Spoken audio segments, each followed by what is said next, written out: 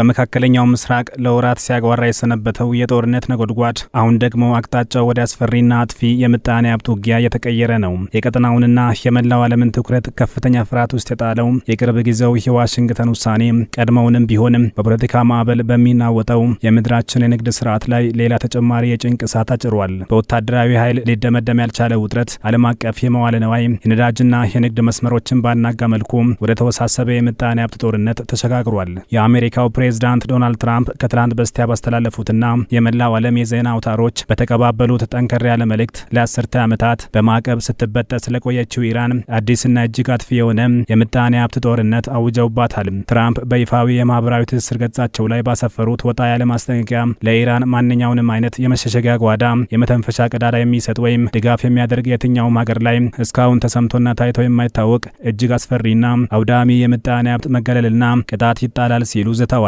ፕሬዝዳንቱ ኢኮኖሚክ ዲዴይ በማለት የሰየሙት ይህ እርምጃ አጋሮቻቸው ከጎናቸው እንዲቆሙና የቴህራንን አስተዳደር ከዓለም አቀፉ የፋይናንስ ስርዓት እንዲያሸሹ የሚጠይቅ ነው።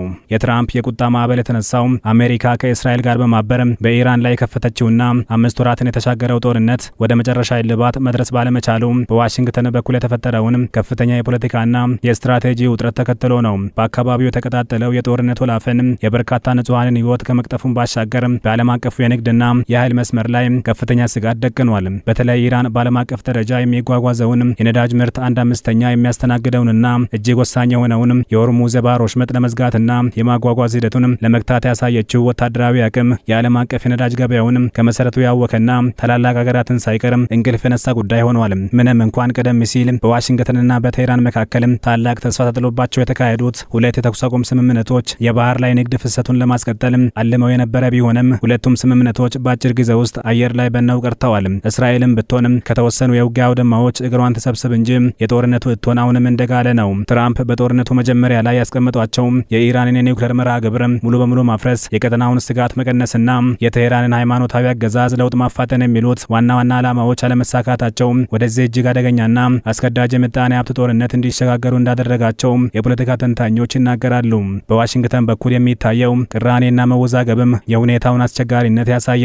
ፕሬዝዳንት ትራምፕ ከኢራን ጋር ምንም አይነት የዲፕሎማሲያዊ ንግግር እየተካሄደ አይደለም ብለው በይፋ በተናገሩ ማግስት ልዩ መልእክተኛቸውና አማቻቸው ጃሬድ ኩሽነር ከቴህራን ጋር የሚደረገው ውይይት ከምን ጊዜውም በላይ ጠንካራና ንቁ በሆነ መልኩ ቀጥሏል ሲሉ ተናግረዋል።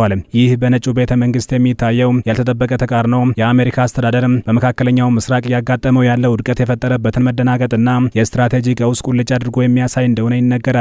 የአሁኑ የአሜሪካ የጥፋት ዛቻም በቴህራን በኩል በቀላሉ የሚዋጥ አልሆነም። የኢራን የውጭ ጉዳይ ሚኒስትር አባስ አራግቺ የትራምፕን ንግግርና ማስፈራሪያ የአሜሪካን የውስጥ የምጣኔ ሀብት ውድቀትና የከፋ የዕዳ ጫናና የጨመረውን የወለድ መጠን ከአሜሪካውያን ሕዝብ እይታ ለመሸፈን የተደረገ ርካሽ የፖለቲካ አቅጣጫ ማስቀየሪያ ሲሉ አጣጥለውታል። ሚኒስትሩ አክለውም ዋሽንግተን ቀድሞውንም የተሸነፈችበትንና የከሸፈውን የማዕቀብ ፖሊሲ ደጋግማ በመተግበር ተጨማሪ ውድቀትንና የኢራናውያንን ዘላቂ ጥላቻ ከማጠናከር ውጭ የምታተርፈው አዲስ ነገር የለም ሲሉ ገልጸዋል። የቴህራን ከፍተኛ ባለስልጣናት አሜሪካ በኢራን ላይ የምታካሄደውን እርምጃ ምጣኔ ሀብታዊ ሽብርተኝነት በማለት የሚፈርጁት ሲሆን ሀገራቸው ላለፉት 50 ዓመታት በጽናት የተቋቋመችውን ማዕቀብ አሁንም በብልሃትና በጽናት እንደምትወጣው በራስ መተማመን በተሞላበት ሁኔታ ተናግረዋል። የኢራን መንግስት የዜና አውታሮችና የሃይማኖታዊ መሪው አማካሪዎች በሰጡት መግለጫ የአሜሪካ የምጣኔ ሀብት ጫና የኢራንን ብሔራዊ ጽናት ሊሰብረው እንደማይችልና ሀገሪቱ በጥቁር ገበያ በራሷ መንገድና መስመሮች በድብቅ መርከቦች አማካይነት የነዳጅ ሽያጯን እንደምትቀጥል አስታውቀዋል።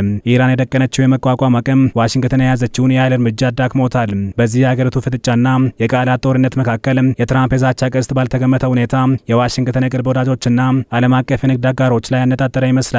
በሂደቱም ትኩረት ከሳቡት አዳዲስ ጉዳዮች አንዱ የአሜሪካ አየር ኃይል መሰረት የሚገኝባትና መርከቦቿ በሆርሙዝ በኩል ብቻ ማሳለፍ የምትችለው የተባበሩት አረብ ኤምሬቶች የወሰደችው ድንገተኛ እርምጃ ነው። አቡዳቢ ከኢራን የተወነጨፉ 2 ባላስቲክ ሚሳይሎች በባህር ክልሏ በመውደቃቸው ምክንያት ከኢራን ጋር የነበራትን ማንኛውንም አይነት የንግድ የፋይናንስና የምጣኔ ሀብት እንቅስቃሴ በአስቸኳይ ማገዷን አስታውቃለች። ቴህራን ጉዳዩን የፈጠራ ውንጀላ አሜሪካና እስራኤል ያዘጋጁት ሴራ በሚል ብታስተባብለውም የምጣኔ ሀብት ባለሙያዎች ግን የኤምሬቶች ውሳኔ በዋሽንግተን ከፍተኛ የፖለቲካና የስትራቴጂ ጫና ምክንያት የተወሰደ እርምጃ እንደሆነ ይገምታሉ። አቡዳቢ ከዋሽንግተን ጋር ያላትን ወታደራዊ ትስስር ለመጠበቅ ስትል የቴህራንን የንግድ በር ለመዝጋት ብትገደድም ውሳኔው በአካባቢው ንግድና በራሷ የፋይናንስ ማዕከላት ላይ የሚደርሰው ጉዳት ቀላል እንደማይሆን ይገመታል። በሌላ በኩል የትራምፕ የምጣኔ ሀብት ጦርነት ትልቁን ማነቆና ፈተና የሚጋፈጠው የእስያ አህጉር ኃያል ከቻይና ከቻይና ጋር ነው። የፔትሮልም መረጃዎችን በሚተነትነው ኪፕለር የተባለ ተቋም ባወጣው መረጃ መሰረት ቤጂንግ ከ80 በመቶ በላይ የሚሆነውን የኢራን ነዳጅ ምርት የምትገዛ ዋነኛ ደንበኛ ናት። አሜሪካ በኢራን ላይ የምትለውን ማዕቀብ ሙሉ በሙሉ ተግባራዊ ካደረገች ከቻይና ግዙፍ የፋይናንስ ተቋማትና የነዳጅ ማጣሪያዎች ጋር ግጭት ውስጥ መግባቷ አይቀሬ ነው። የቻይና የውጭ ጉዳይ ሚኒስትር ቃል አቀባይ ሊንጂያን ለጋዜጠኞች በሰጡት መግለጫ ማዕቀብና ጫና የትኛውንም ችግር ሊፈታ አይችልም፣ ሁሉም ወገኖች ችግሩን በፖለቲካና በዲፕሎማሲያዊ መንገድ ለመፍታት ኃላፊነት በተሞላበት መንገድ እንዲንቀሳቀሱ እንጠይቃለን ሲሉ የቤጂንግን የማያወላውል አቋም አስታውቀዋል። አሜሪካ በቻይና ኩባንያዎች ላይ ጠንከር ያለ ማዕቀብ ብትጥል እንኳን ለዋሽንግተን እጅግ አስፈላጊ የሆኑትን የኢንዱስትሪ ግብዓቶችንና ብርቅዬ የምድር ማዕድናትን ከቤጂንግ የማግኘት እድሏን አደጋ ላይ የሚጥል ውስብስብ አዙሪት ሆኖባታል። ከዚህ በተጨማሪም ቱርክ፣ ኢራቅና የመካከለኛው እስያ ሀገራት ከኢራን ጋር ያላቸው የየብስ ንግድ ትስስር እጅግ ሰፊና የጠበቀ በመሆኑ አሜሪካ እነዚህን መስመሮች ሙሉ በሙሉ ለመዝጋት የምታደርገው ጥረት ከፍተኛ የዲፕሎማሲ መሰናክል ይገጥመዋል። በተለይም የኢራቅ የኤሌክትሪክና የኃይል ፍላጎት በከፍተኛ ደረጃ በኢራን የተፈጥሮ ጋዝ ላይ የተመሰረተ በመሆኑ ዋሽንግተን በኢራቅ ላይ የምታደርገው ጫና በቀጠናው አዲስ አለመረጋጋት እንዳይፈጥር ስጋት ደቅኗል። የዓለም አቀፉ ምጣኔ ሀብት ተንታኞች እንደሚሉት አሜሪካ በቴህራን ላይ የምትለው ማዕቀብ ስኬታማ ሊሆን የሚችለው እርምጃዎቹ ፈጣንና የማያዳግም ውጤት ማምጣት ሲችሉ ብቻ ነው። በሌላ በኩል የረጅም ጊዜ የምጣኔ ሀብት ከበባ ለኢራን አዲስ የማምረቻ መንገዶችን ሊከፍትላት ይችላል። ኢራን ለበርካታ አስርተ ዓመታት በገነባቸው የጥቁር ገበያና የህገ ወጥ ነዳጅ ዝውውር መዋቅር የማዕቀቡን ሰንሰለት የመበጠስ ከፍተኛ ልምድ አካብታለች። ከዚህም ባሻገር ይህንን ታላቅ የምጣኔ ሀብት ጦርነት በግንባር ቀደምትነት እንዲመራና እንዲያስፈጽም ኃላፊነት የወሰደው የአሜሪካ የንግድ ወኪል መስሪያ ቤት በራሱ በከፍተኛ የሰው ኃይል እጥረትና የአሰራር ችግር የታመሰ ነው። በጃምሰን ግንር የሚመራው ይህ መስሪያ ቤት ባለፉት 4 ዓመታት የሰራተኞቹ ቁጥር በ20 በመቶ በመቀነሱ በሙሉ አቅሙ እየሰራ አይደለም ተብሏል።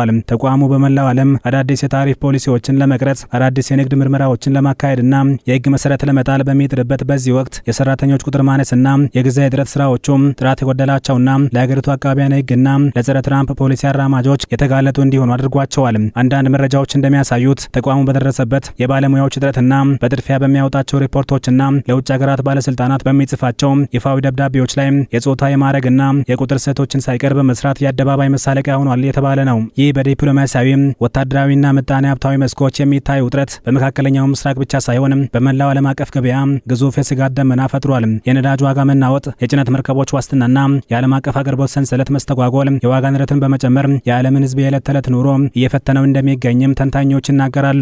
በተለይ በማደግ ላይ ባሉ ሀገራት የሚታየው የወለድ ምጣኔ መጨመርና የዕዳ ጫና ከነዳጅ እጥረት ጋር ተደማምሮ አዲስ የዓለም አቀፍ የምጣኔ ሀብት አደጋ ደቅኗል። ትራምፕ በራሳቸው የሀገር ውስጥ የፖለቲካ ጫናና በውጭ ሀገራት ያላቸው ወታደራዊ ጣልቃ ገብነት እልባት ማጣት መካከል ተወጥረው ያወጁት የምጣኔ ሀብት ዲዳይ ውሳኔ የቴህራንን መንግስት እጅ ያሰጥ ይሆን ወይስ አሜሪካንና አጋሮቿን ወደ ውስብስብና ማብቂያ ወደ ሌለው አዲስ ዓለም አቀፍ ቀውስ ይከታቸዋል የሚለው ጥያቄ የዓለም አቀፉ ማህበረሰብ ዋነኛ ስጋት ሆኖ ቀጥሏል። ውሳኔው አሜሪካ በወታደራዊ ኃይል ልታስከብረው ያሰበችውን ድል በምጣኔ ሀብትና በንግድ ማዕቀብ ለማሳካት የተዘጋጀ ግዙፍ ግን ደግሞ እጅግ አደገኛ ቁማር ነው ይላሉ ተንታኞች።